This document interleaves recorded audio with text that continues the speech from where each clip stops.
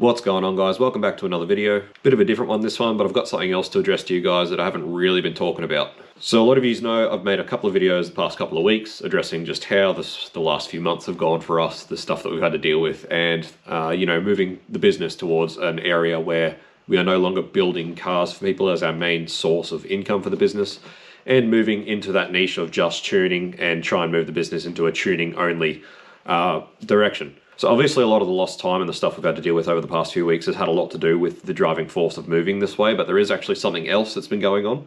As you guys know, I hate whinging, and in my eyes, if you're talking about an issue or a cause to a problem with no roadmap to a solution or any idea of a solution, that's whinging. So earlier this week, I had a consultation with a new surgeon and got some answers. So I'm pretty happy to sort of address and explain what's been going on with this issue. And it's another big sort of driving force as to why we are moving in this direction and this way. As for our shutdown for July and trying to get back on top of all this work and trying to gain some more back, as you can tell, I'm at home. It's pretty much the middle of the day. Immediately after we moved and I made those videos and stuff, I got sick again. You can probably hear that I'm sick once again. And Monday morning I had to go down for this consultation, so I lost that. And also my toddler woke up with conjunctivitis. So Monday, the partner took the day off to look after him while I went down for my consultation, but she's had to go to work past 2 days, and I've ended up at home looking after him because he's sick and he can't go to daycare. So it's basically this whole week's another write-off, and things like this just keep on happening, and it's just making it so freaking hard. We are nowhere near as caught up as we wanted to be. We've still lost so much freaking time even this month trying to catch up. It's just been rough. So, it's all the more solidifying our need or want to move into our niche of just tuning and try and dial back on the rest of the stuff that we're trying to do. So anyway, it's no secret. It's not something that I've kept a secret. It's just not really something that I've talked about a lot. Every now and then I'll talk about it in a video or I'll mention it in passing, but a lot of you people that have been here from the very start will probably remember. In 2014, I suffered a really bad injury to my right elbow. Had an accident on my bike. Used to be right into racing, enduro, and that sort of thing before I was into cars. And I had a very bad accident. Not so much a bad crash, just landed on my arm very, very badly. And had a terrible accident. Pretty much powdered my radial head in my right elbow. Tore all the tendons off the bone. Split my forearm muscle in half. Did a lot of damage to my medial and radial nerves in my right arm. Completely splintered, shattered the end of the radial head into a heap of different pieces. It was actually broken for 10 days before I could even find a surgeon that would even have a go. There's about 6 surgeons I went to before I found someone who would even have a try. There was some very scary conversations in there about surgeons that thought that even if they could fix the bone structure, the damage to the nerves was too great for me to ever regain use of my hand again. So at 19, facing the prospect of pretty much losing your predominant arm was a bit of a rough patch to go through. So anyway, did manage to find a guy to touch it. I reckon he did a really good job. It was a very long process of recovery, a very long rehabilitation to learn to do a lot of things with my arm again. But nonetheless, I did regain a lot more use of my arm than they ever told me that I would. And that was awesome. But me being young and probably not as smart as I should have been, I went back to work far too quickly, I believe. At the time, obviously, back then I was working as a tower worker, communications rigging, so I built a lot of the Telstra and NBN infrastructure, building towers and poles, mobile phone equipment. So there's a lot of climbing, and when you're not climbing, you're on the ground, you're hauling on ropes. So basically, you think about climbing or hauling on a rope, you're always tension and rotation, and muscle tension and rotation. And I think that was very, very bad for my injury particularly. And I actually found out in 2018, up until then I thought everything was sort of pretty dandy. Started having a bit more pain than I thought I should have at work. And I actually found out that what had happened is that the radial head had never actually formed back to the radius. And I had a non-junction in my radius, so I actually essentially have a second joint in my arm, in my radial head, which is just bone on bone. And so the bone on bone joint does all these rotations, this movement, and the actual whatever was sort of reconstructed as far as the actual radial head goes is still looking after this movement. So that's pretty much what happened. However, in 2018, I went to quite a few specialists, and it sort of just felt like that I was getting a bit fobbed off. Obviously, surgeons talk in terms that I don't understand. I'm a tuner, I'm a car guy. I'd work with steel and measurements and stuff. I don't understand really what surgeons are talking about. So I'd say that I didn't feel like any surgeon dumbed it down enough for me to really understand what was happening. But at that stage, everyone that I went and saw basically just told me, hey, we wouldn't bother doing anything with what's there. If you want to, try and sort it out, they're just going to put a prosthetic radial head in your elbow. So that meant that for my private health insurance to cover a prosthetic implant into my elbow, I had to pay for a level of cover that would cover me for a joint replacement, not a joint reconstruction, because in the eyes of health insurance, that's very different. I went on to private health for quite a while with the idea that I was going to have to get my arm fixed at some point. But through COVID and all that, my private health was so expensive because the tier that I had to pay for to be covered for a joint replacement was like top tier, reserved for people that are over 60 sort of thing. So through COVID and that, trying to start the business and get the business off the ground and everything else that was going on, I just sort of decided that I couldn't really afford to keep paying my private health. Canned the private health. That was also a huge move into the career change of what we were doing or what I was doing, and moving in towards starting the YouTube and going through the business route and trying to work on cars. Was the idea of having a much more sustainable career path for myself with my injury. Obviously climbing and tower work and stuff. I kept at it for probably a lot too long because the people that I was working for kept making promises of getting me out of the field, which never really happened. And I really did probably keep at it for a lot longer than I should have. But anyway, the idea of where we're at now was to have a sustainable work path for me, or a career for me with my injuries. Anyway, for the past 6 months, it's just been progressively getting a lot worse. And like I've talked about in previous videos, we recently sort of had to move house in a bit of a hurry. And moving house, I definitely hurt it. I've hurt it bad. I've done something to it. It's not the same. It's been incredibly painful. Like some days, I'm sure it wasn't even this painful when I first broke it. It's been so painful. So I've been very limited physically to what I can do. I'm doing probably a lot of things that I shouldn't be still, just trying to catch up and keep on top of work. But it's just been another one of those things that's been a driving force between, not really being able to sustainably do this kind of work physically for myself. And it's somewhat unfair for Rex to do it all. So I often see comments and stuff. People talk about how Rex does all the work. He sort of does. It's no secret. It's sort of why the business was split the way it was, is that Rex sort of, he can do a lot of the physical work. And as far as the mechanical brains, he's probably a bit further than I am as far as understanding exactly what's going on a lot more. Whereas as far as the business and behind the scenes things and understanding the tax and everything else, I'm a lot more versed in that. So that's why I've sort of take care of a lot of the behind the scenes stuff and the content and the things that aren't so physically demanding, where Rex is really the guy. Not even the guy, he is the freaking man when it comes to actually just mechanicking and yeah, the dude's a beast, honestly. But it's pretty unfair to expect him to be able to turn out and deliver the amount of work that needs to be done to deliver something like a conversion every 6 weeks in order for the business to sort of progress. So you can understand where the issue is. The past sort of couple of weeks with all of this going on, plus the injury and all the pain that I've been in trying to keep everything happening, it's been a huge mental toll. It was really, really good to go have this consultation and get an answer.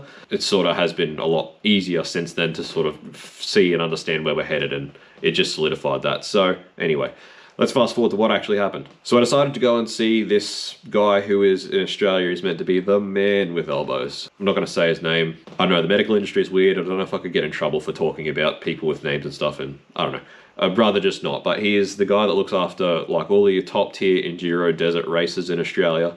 A lot of these injuries he's seen, he's worked on, and I thought if anyone's going to be able to give me a straight answer, it's going to be this guy. And I figured, all the surgeons leading up till now, I've never really known whether I was getting fobbed off, if it was just the too hard basket, or whether they're being serious. It was too hard for me to understand what they were trying to say. I figured that if this guy, whatever he decides, whatever he tells me, that's going to be the final answer. So I just thought I'd go and see him. I had to really sweet talk my way into getting a consultation with him because he won't see anyone that doesn't have private health insurance.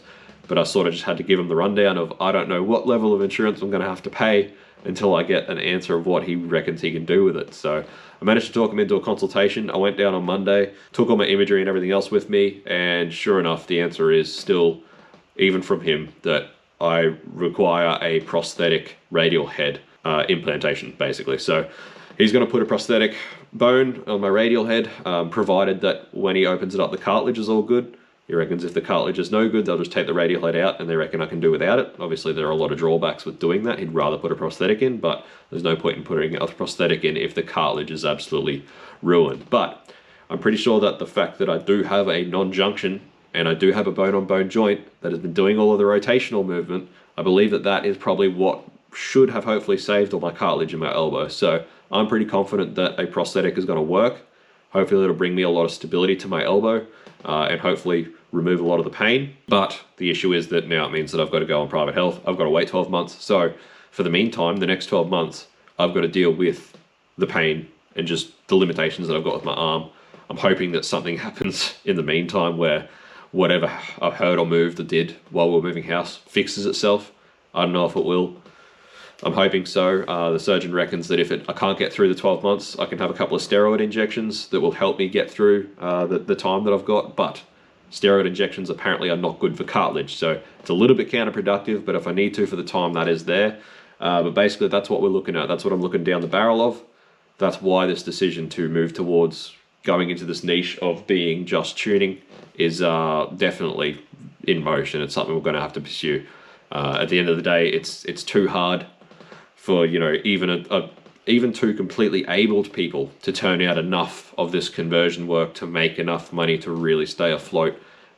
It just doesn't work out. I've already explained it in a few videos, but when you throw one on top, the capacity of which we have to work in order to turn out enough of the work to really go anywhere with the business, you know, we're working at 110, 120% capacity. We're still working 6 or 7 days a week, and we're still behind. So the last few months have been a really good eye-opener of, you know, life happens and things get in the way, and just how quickly we can fall so far behind. And then, you know, you throw in on top that I was already pretty limited, now I'm even more limited. It's a huge amount of strain on Rex, obviously, trying to get everything physically done, and on myself as well, trying to work out how we're going to get through and everything.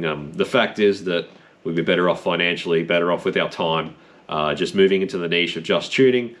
It's way less tools that we have to worry about. It's way less, you know, basically you think of any small business that does well in an industry, and all of them do well because they have their niche and that's what they do. And they're really good at it because they do it every day. Whereas for us, being such a small business of only 2 people in such a small space that we have, trying to be so diverse, trying to do fab work and tuning and wiring and everything else that we're trying to do, it doesn't really work in the space or with the people. There's just not enough manpower. It doesn't happen. So we're moving towards tuning, still going to do engines for people. We're still going to build cars because we enjoy that. You know, it is annoying because we do actually enjoy the work. Just we haven't enjoyed being so busy, so under the pump, so stressed, and having no free time over the past 6 months. That's what we haven't enjoyed. But building cars we do enjoy, so we will still be doing it. It'll just only be for select people, and those people will have to understand that tuning is the main priority for the business. It's how we keep the business going. The building of their car comes second, and essentially it'll get built when we have time for X amount of dollars per hour, and then it'll be finished when it's done. There's going to be no more of this trying to turn out a conversion in 6 weeks sort of thing, because it just doesn't work out. People think, oh, you know, 30 grand. That's a heap of money to spend on a conversion. Well, it's not. You got 8 grand's worth of an engine. You got 12 grand's worth of conversion gear. We'll call it 10 grand's worth of conversion gear. There's 18. So you got 12 left. So turn a conversion out in 6 weeks.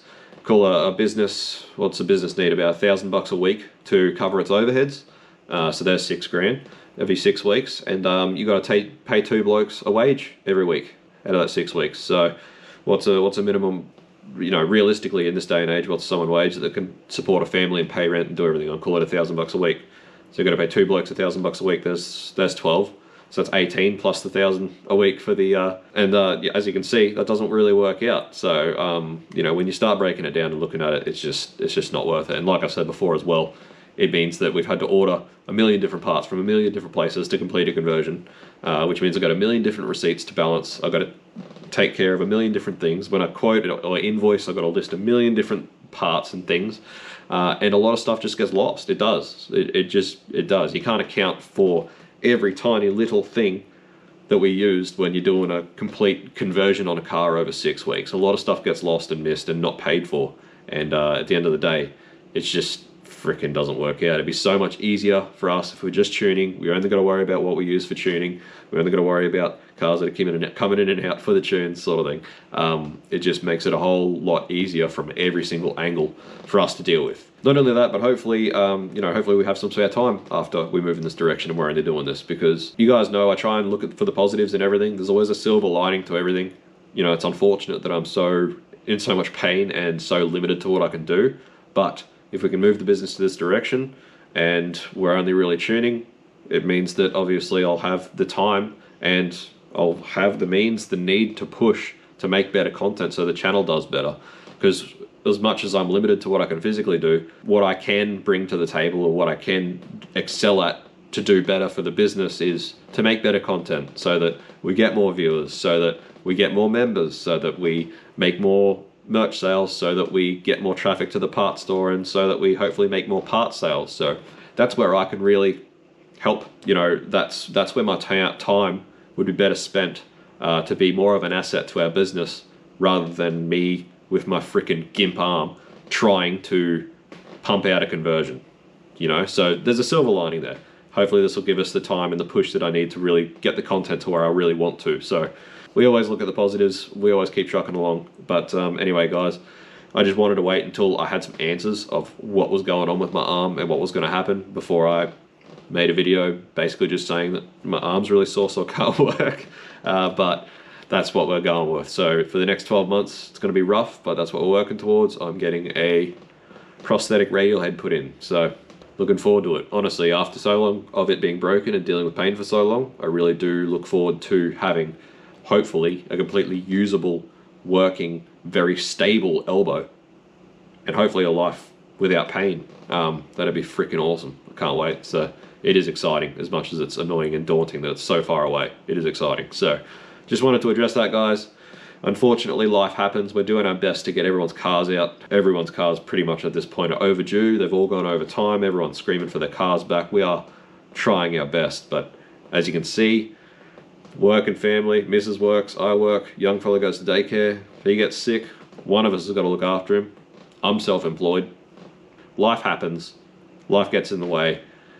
And lately, life has really just been happening for us. It's been non-stop. So super lucky that Rex is an absolute gun, but at the end of the day, there's only so much that Rex can do in a day. There's only so much that I can do in a day, especially from here, sort of thing. So it just is what it is, guys. We're working our best. So thanks for watching, as always. Thanks for supporting us, guys. Thanks for staying tuned. Anyway, there's an explanation of what's been going on. So we'll see you on the next one.